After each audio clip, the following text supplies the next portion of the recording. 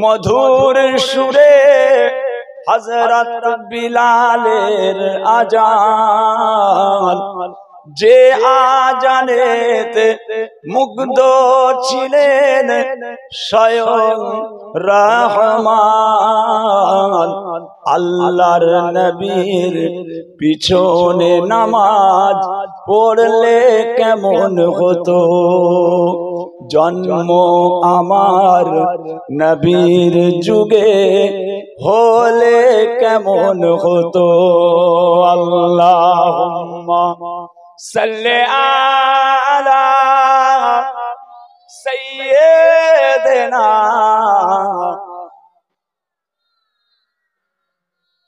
ওয়া আলা আলিহি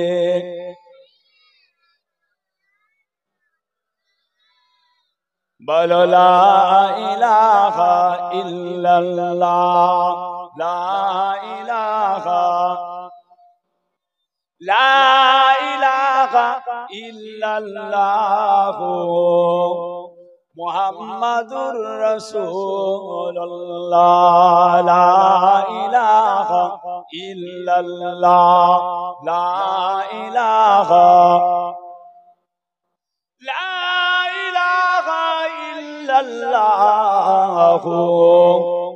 মুহাম্মাদুর রাসূলুল্লাহ,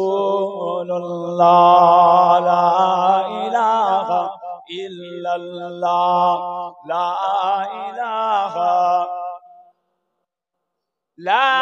ইলাহা ইল্লাল্লাহ। বলে বলুন সাল্লাল্লাহু আলাইহি ওয়াসাল্লাম। আমার নবী পাকের যখনই নাম নেবেন সাল্লাল্লাহু আলাইহি ওয়াসাল্লাম, এটা একটা দরুদ। এটাকে কি বলে? দরুদ। দরুদ অনেক আছে, দরুদ অনেক আছে। সাল্লাল্লাহু আলাইহি ওয়াসাল্লাম এটা দরুদ। ভাইজান,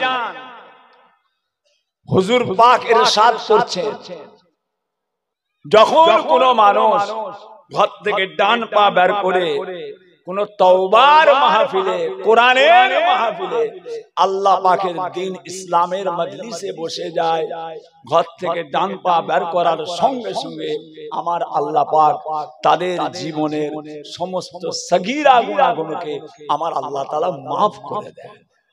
আরো জোরে বলে। ভাইয়া আমার, দোস্ত আমার, ও আমার দিন দরদিরা, ও আমার আল্লাহ ওয়ালা গনেরা, ও ভাইজানেরা, ও আমার সোনার চাঁদেরা, সোনার মানিকেরা, আল্লাহ পাক রব্বুল আলামিন তার পাক কালামুল্লাহ শরীফ কোরআন শরীফের মধ্যে আমার আল্লাহ পাক ইরশাদ করতে লাগলেন, ওয়া ইন তাউদ্দু নি'মাতাল্লাহি লা তুকসুহা ইন্নাল ইনসানা লা যালুমুল কাফফার। আমার আব্বা জানেন মোবাইলে ক্যাসেটে ওয়াজ শুনবেন, প্রত্যেকটা ওয়াজে হুজুর কেবলা এই আয়াতটা পড়তেন। আব্বা জান প্রত্যেকটা জলসায় এই আয়াতটা হুজুর কেবলা পড়তেন। এখনো মোবাইলে আছে, পড়বেন, দেখবেন, শুনবেন, এই আয়াতটা পাবেন। ওয়া ইন তাউদ্দু নি'মাতাল্লাহি লা তুকসুহা ইন্নাল ইনসানা লা যালুমুল কাফফার। ও ভাইজানেরা, ও আমার কুশাংলা এলাকার মানুষেরা, স্বয়ং আল্লাহ পাক তিনার কালামুল্লাহ শরীফের মধ্যে ইরশাদ করতে লাগলেন, আয় আমার বান্দা গণেরা, আয় আমার বান্দা গণেরা, তোমরা যদি আমি আল্লাহ পাক আমার নিয়ামত সম্পর্কে গণনা করতে চাও, তোমরা যদি আমার নিয়ামত সম্পর্কে গণনা করতে চাও, গুণে শেষ করতে পারবে না। মানুষ বড় বেওফা নাশক।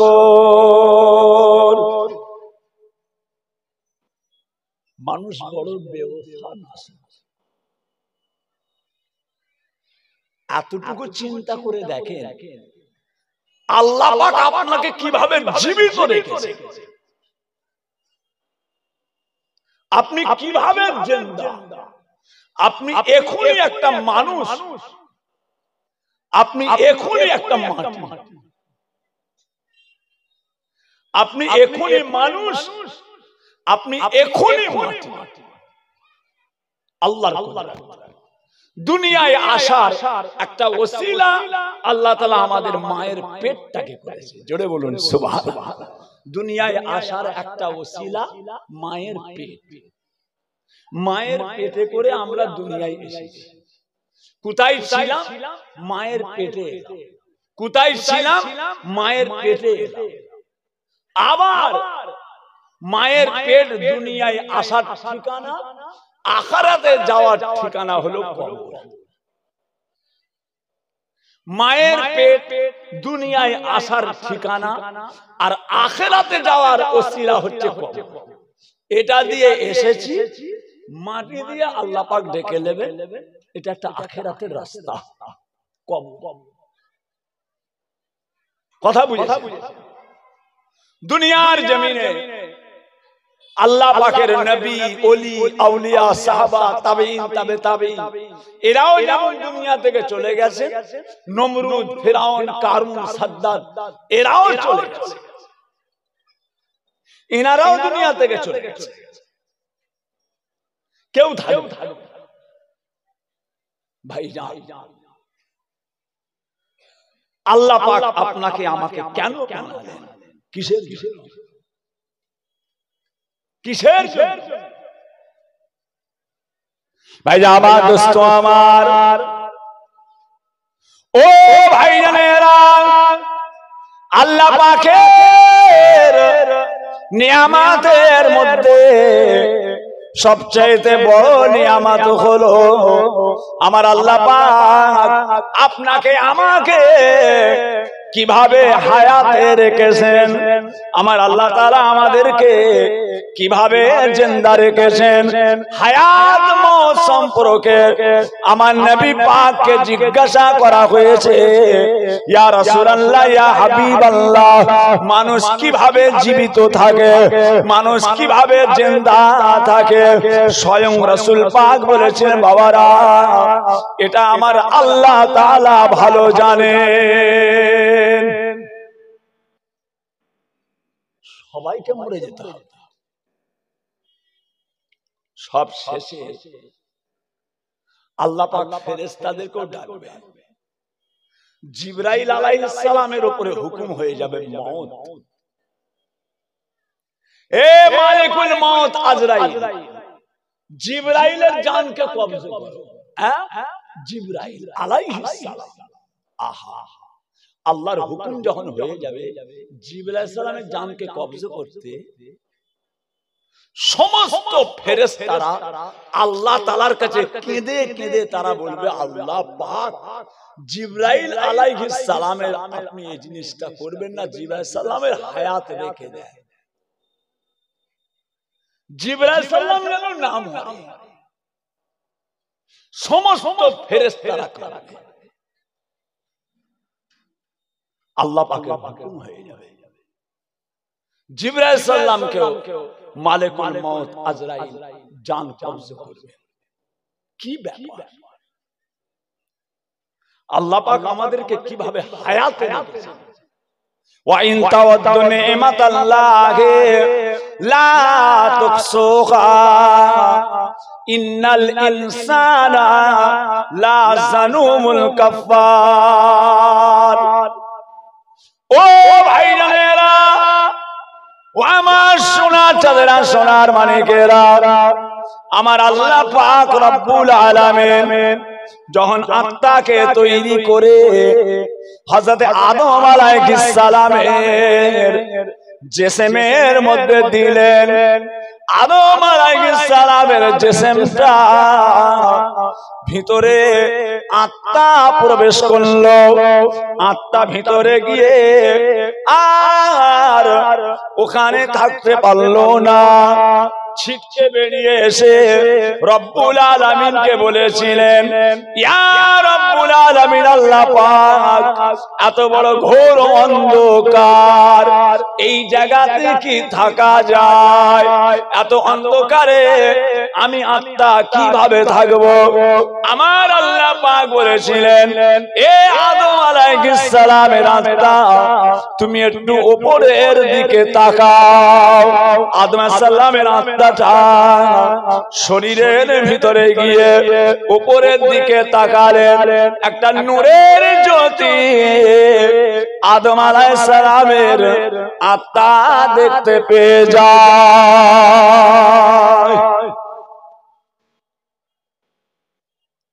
আদম আলাইহিস সালামের আত্মা জিসমের মধ্যে গিয়ে উপর দিকে তাকালেন, আল্লাহ, এটা কি? এত সুন্দর জ্যোতি, ওই আলোকে দেখে আশিক হয়ে গেলেন, দেওয়ানা।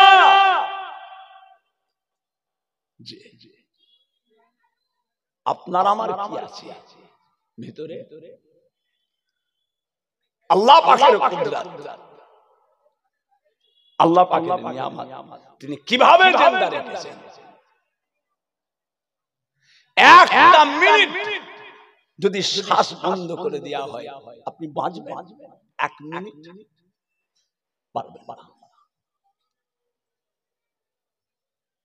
মাথাটাকে ধরে পানিতে পুকুরে চুবিয়ে ধরা হবে, পুকুরে আপনার মাথাটাকে ধরে ঘড়ি ধরে এক মিনিট বাঁচবেন?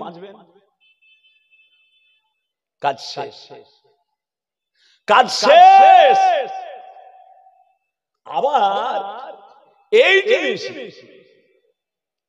পুকুরে দেখেন, পুকুরের ভিতরে মাছগুলো বছরকে বছর পানি তলায় ডুবে পড়ে আছে।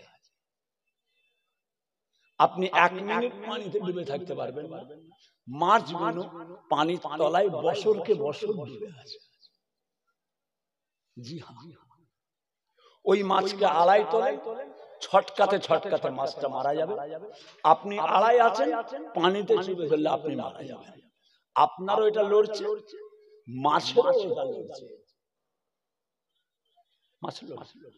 বাজারে জেন্ত জেন্ত মাছ বিক্রি হয়, যে হ্যাঁ ওই মাছকে কিনে নিয়ে যারা মাছ বিক্রি করে, কিনে নিয়ে মাছটাকে কেটে কল্লাটাকে যখন মাঝখান থেকে কেটে দেয়, দেখবেন এই গালের এই কানখুলোর গায়ে একটা ছোট্ট গোস্তের টুকরা করে লড়ছে। মাছটা কেটে ফেলেছে, তথাপি লড়ছে, ছোট্ট একটা গোস্ত। কেন লড়ছে? কিসের জন্য লড়ছে?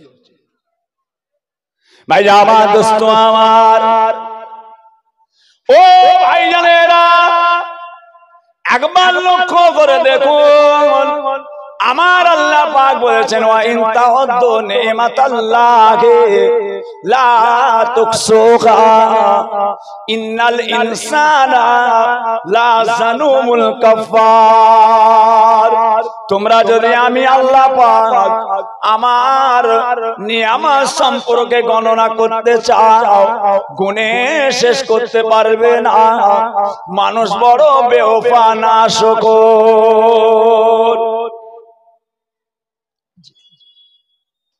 আজকে আলোটা জ্বলছে, জেনারেটরটা চলছে, তাতে ডিজেল আছে। গাড়ি চাপছেন, মোটর সাইকেল পেট্রোল দিয়েছেন, চলছে।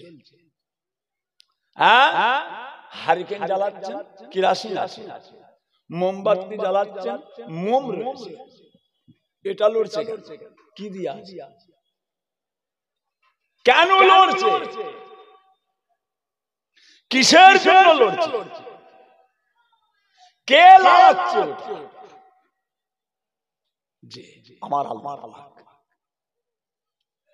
পাক। আব্বাজান ছোট হুজুর কেবলা রাহমাতুল্লাহ বলতেন, কুদরত আজিম তার কে বুঝিতে পারে, কুদরত আজিম তার কে বুঝিতে পারে। আল্লাহ পাকের কুদরত জ্ঞানের বাইরে। তিনার বড় নিয়ামত আল্লাহ পাক আমাদের কাছে দিয়েছেন আল্লাহ পাকের কালাম। বলুন আলহামদুলিল্লাহ। ভাইজান আমার, দোস্ত আমার,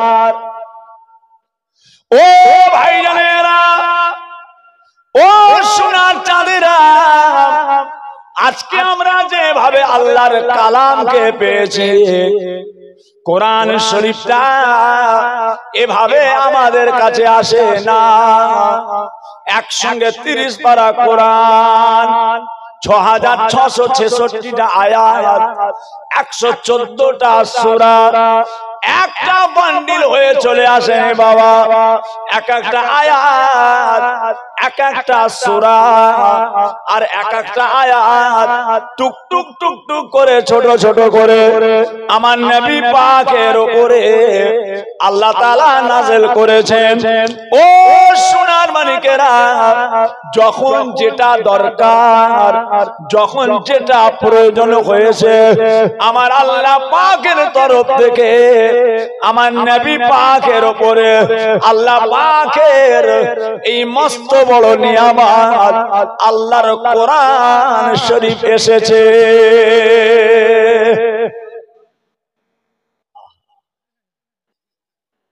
পাগল হয়ে গেছে। এই যে এখন দেখছেন না, দুটো কচি গজল গাইছিল, ইসরায়েলের ওই ফিলিস্তিনকে নিয়ে একটা গজল গাইছিল না, একটা বাচ্চা, আমাদের ছেলে নাকি, আমাদের মাসার ছেলে, যে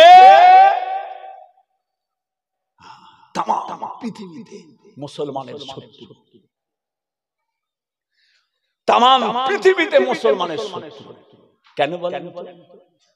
কারণটা কি? তার এক নম্বর কারণ হচ্ছে আল্লাহ পাক রব্বুল আলামিন মুসলমানদেরকে যে নিয়ামতটা দিয়েছেন, মুসলমানরা যে নিয়ামতটা পেয়েছে, একমাত্র পৃথিবীতে যতই ধর্ম থাক সব যে যার মতো করে তৈরি করা, যে যার নিজের মতো তৈরি করা। ইসলাম ধর্মটা স্বয়ং আল্লাহ পাকের তৈরি করা, কারো ধারে ক্ষমতা হয়। কে বলেছে? আল্লাহর কোরআন বলেছে, আল্লাহর কালাম বলেছে। যখন যেটা প্রয়োজন আল্লাহ পাকের তরফ থেকে, যাও আমার হাবিবকে জানিয়ে দাও। ভাইজান আমার, দোস্ত আমার, ও ভাইজানেরা, আমার নবী পাকের মাধ্যম দিয়ে আল্লাহ তাআলার কোরআন শরীফটা আল্লাহ তাআলা নাযিল করেছিলেন। মক্কার মানুষেরা আর আমার নবী পাকের উপরে শত্রুতা করতে করতে এমন একটা জায়গায় শত্রুতা করলো, আমার নবী পাকের বাড়িতে অশান্তি লেগিয়ে দেয়। আল্লাহ রাসূলের বাড়িতে অশান্তি, পুরো সর্বনাশ। মুনাফিকদের কত বড় পলিসি, মুনাফিকদের কত বড় শত্রুতা, আল্লাহর রাসূলের বাড়িতে অশান্তি লাগিয়েছে। হুজুর পাকের আহলিয়া, আমাদের আম্মা জান হযরত আয়েশা সিদ্দিকা রাদিয়াল্লাহু তাআলা আনহা আমাদের মাঝি সম্পর্কে বাজে ইলজাম দিয়েছে। বলুন নাউজুবিল্লাহ। আরো জোরে বলে। যেখানে বলা হয়েছে উম্মাহাতুল মুমিনিন, যে জিনার সম্পর্কে আল্লাহর রাসূল জীবিত থাকাকালীন আম্মা আয়েশার সঙ্গে যখন রাসূল পাকের শাদী পর্যন্ত হয়নি, যখন বিয়ে পর্যন্ত হয়নি, তখন পর্যন্ত আল্লাহ পাকের তরফ থেকে আম্মা আয়েশাকে আল্লাহ পাক রাসূলুল্লাহকে দেখিয়েছিলেন। জোরে বলুন সুবহানাল্লাহ। যে যেমন উপযুক্ত, যে যেমন উপযুক্ত আল্লাহ পাক তাকে সেই রকম তার উপযুক্ত করেছেন। বাজে ইলজাম দিল। কি ইলজাম? নাউজুবিল্লাহ। হুজুর পাকে এক সাহাবার সঙ্গে বাজে ইলজাম দিল। জিহাদের ময়দান, জিহাদের ময়দান আল্লাহ তাআলা যে জিহাদের ময়দান থেকে সাহাবা হুজুরদেরকে সাথে করে নিয়ে আল্লাহ রাসূল মদিনার পথে দয়ার নবী চলেছেন, যাচ্ছে। এমন সময় পথের মধ্যে হুজুর পাক একটা জায়গাতে বললেন, বাবারা একটু সব আপনারা এখানে বসে যান, একটু রেস্ট নিয়ে নেন, জানে আরাম নেন, একটু জানটা জিরিয়ে গেলে আমরা আবার এই জায়গা থেকে উঠে আবার আমাদের পথে আমাদের হুজরার দিকে বাড়ির দিকে আমরা চলে যাব। ভাই আমার দোস্ত আমার, ও ভাইজানেরা, আল্লাহ নবী দয়ার নবী আমার ওই সময়তে আবার ওই জায়গা থেকে উঠে আমার নবী পাক মদিনার পথের দিকে চলে যাবেন। সাহাবা হুজুররা আর তিনারা সবাই একে একে যে যার মতো উঠে আমার নবী পাকের সঙ্গে তারা মদিনার পথের দিকে চলে যান। চেপে চেপে বসে আম্মা জানকে যে উটের পিঠে নিয়ে যাওয়া হচ্ছে, ওই উটটার পিঠে মাঝি আছেন, ছাড়া হবে, উটের উপরে মাঝি উঠবেন, উঠে দেখছেন ওনার গলায় একটা হার ছিল, গলার মধ্যে নেই। মাঝি একটু হাজতে গেছিলেন, ইস্তেঞ্জায় গিয়েছিলেন, আমার হার কই, আমার হারটা কই? উটের পিঠ থেকে হাওদা থেকে নেবে খুঁজতে গেছে, খুঁজতে গেছে।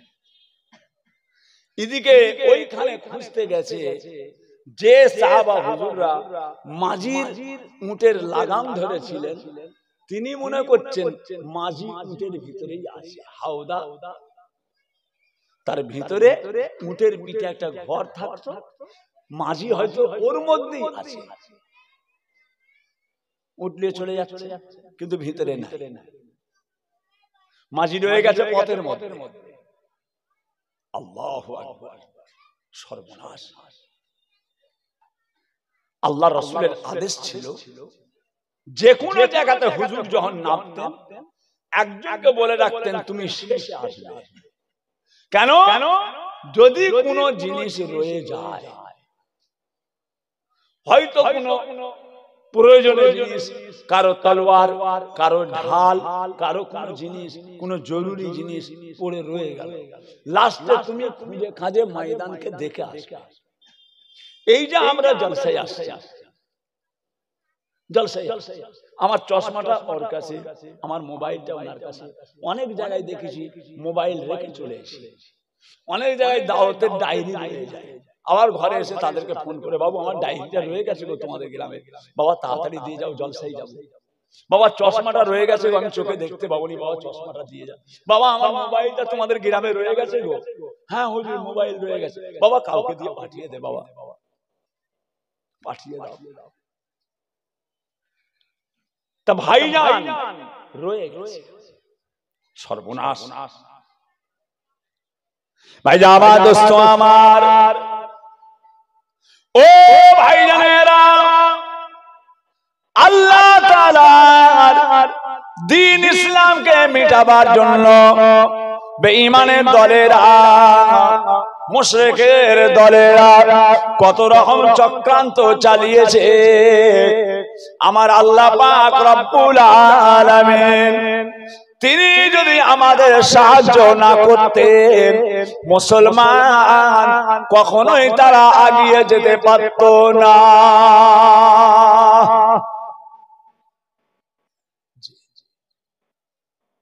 সব আল্লাহ তাআলা জানিয়ে দিতেন, এইভাবে চক্রান্ত, এইভাবে এটা, এইভাবে ওটা, যাও কাফেররা এরকম চক্রান্ত চালাচ্ছে, ইবলিস এই চক্রান্ত চালাচ্ছে।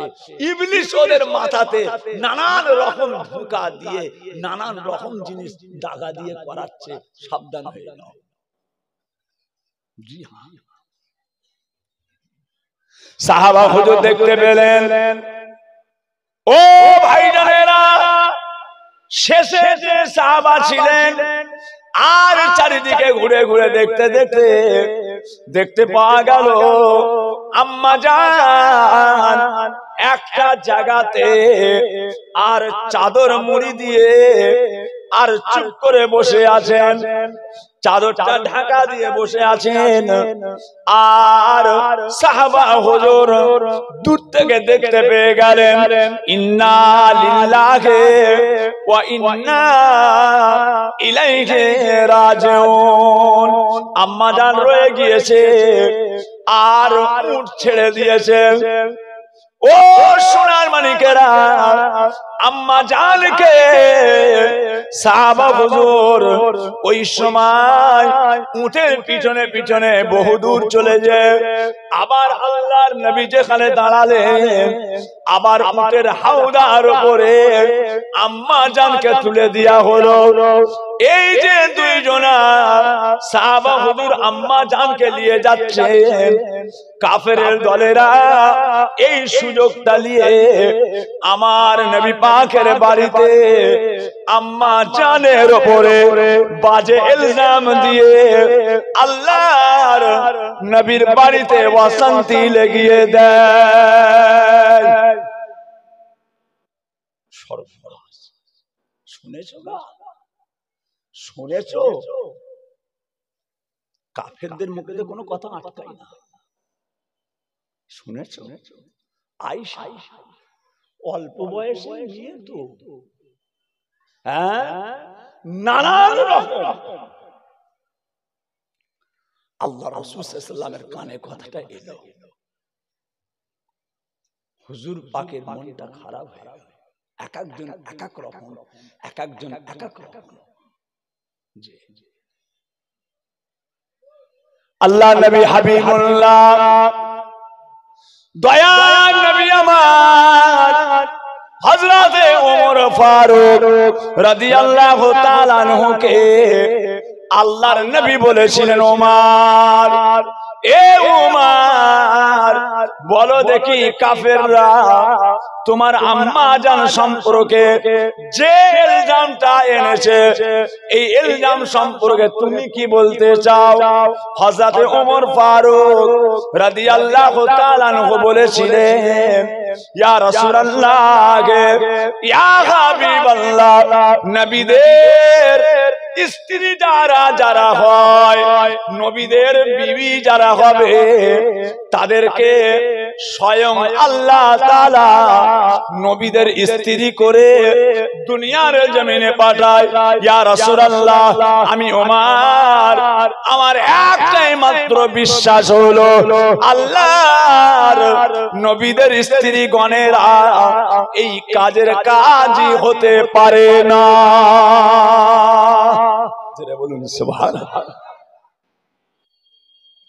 কিন্তু বলে কি কোন প্রমাণ নেই। হুজুর পাকের কানে কথাটা আস্তে আস্তে আল্লাহর রাসূল আম্মা আয়েশাকে পাঠিয়ে দিলেন, এই যাও আয়েশা, তুমি তোমার বাপের বাড়ি চলে যাও। দেখেছেন, বাপের বাড়ি চলে যাও। আম্মা জান আয়েশাকে হুজুর পাক নিজের বাড়ি থেকে বাপের বাড়ি পাঠিয়ে দিলেন। আম্মা জান কাঁদতে কাঁদতে চলে গেলেন বাপের বাড়ি, হুজুরের বাড়িতে অশান্তি। দেখেছেন, কোরআন কি নিয়ামত!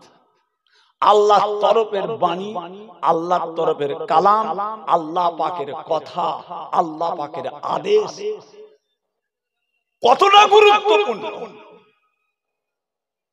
জি, একদিন দুদিন কয়েকদিন হয়ে গেল, ও ভাইজানেরা, আল্লাহ নবী হাবিবুল্লাহ আমার আম্মা জানের কোনো খোঁজ খবর রাখে না। সিদ্দিক আকবরের বাড়িতে আল্লাহর রাসূল যাতায়াত করে না। আবু বকর সিদ্দিক হুজুর আল্লাহর নবীকে কিছুই বলতে পারছেন না, যেহেতু তিনি হলেন নবী, অথচ মেয়ের বাপ আল্লাহর নবীর শ্বশুর হয়, তারপরেও কোনো কথা বলতে পারছে না। বাবাজিরা, কয়েকটা দিন কেটে গেল। 1 তারিখে আল্লাহর নবী আর হযরতে আবু বকর সিদ্দিক রাদিয়াল্লাহু তাআলা আনহুর বাড়িতে গেলেন।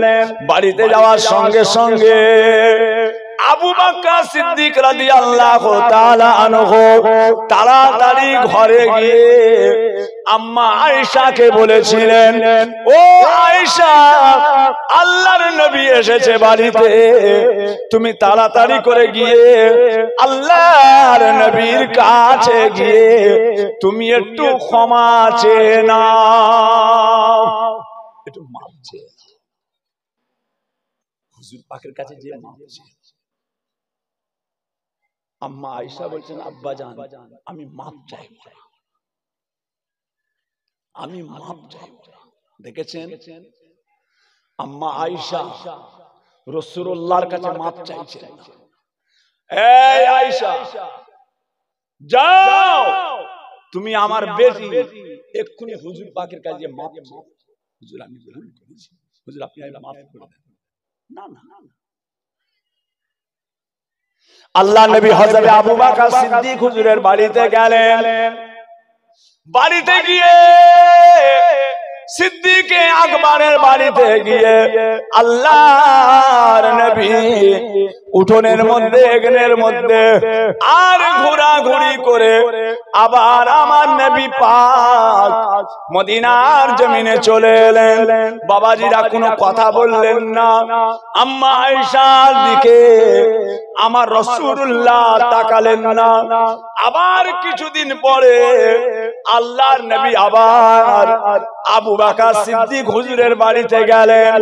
বাড়িতে গিয়ে সিঁড়ির কাছে আল্লাহর রাসূল উঠবেন, বাড়ির মধ্যে উঠবেন, সিঁড়ির কাছে আমার নবী পাক আল্লাহ তাআলার হুকুমে সিঁড়ির মধ্যে উঠতে গিয়ে আর আছাড় খেয়ে পড়ে গেলেন। গোটা শরীরটা থরথর থরথর করে কাঁপতে লেগেছে।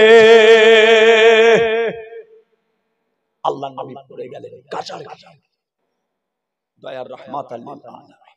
সিদ্দিক আকবর বাড়িতে উঠলেন, সিঁড়িতে পা দিলেন, স্লিপ খেয়ে পড়ে গেলেন। হুজুর গোটা শরীরটা কাঁপছে কাঁচা খেয়ে। আবু বকর সিদ্দিক হুজুর বুঝতে পেরে গেলেন আল্লাহর রাসূল কাঁপছে কেন, থরথর করে কাঁপছে কেন, বুঝতে পেরে গেলেন এখনি আল্লাহ তাআলার কোরআন নাজিল হবে। জোরে বলুন সুবহানাল্লাহ। কোরআন একসঙ্গে পেয়ে গেছি আমরা, এভাবে আসেনি। বড় নিয়ামত, বড় মেহনতের জিনিস। আল্লাহ রাসূল জানতেন অনেক সময় উটের উপর থেকে আল্লাহ রাসূল কাঁচাল খেয়ে পড়ে গেছে। উটের পিঠে চেপে যাচ্ছে, কোরআন এসেছে, আল্লাহর কালাম কোরআন শরীফ উটের পিঠে নাজিল হচ্ছে, তার ভার সামলাতে গিয়ে রাসূল পাক কাঁচাল খেয়ে জমিনে পড়ে গেছে। বিসমিল্লাহির রহমানির রহিম। লাউ আনজালনা হাযাল কুরআন আলা যাবানিল লারাইতাহু খাসিয়াম মুতাসাদ্দিয়াম মিন খাশিয়াতিল্লাহ। আমি আল্লাহ পাক রব্বুল আলামিন আমার কোরআন শরীফটাকে যদি আমি আল্লাহ পাহাড়ের উপর নাযিল করতাম, পাহাড় চূর্ণ বিচূর্ণ হয়ে যেত। কোরআনের যে ভার কেউ নিতে চায় না।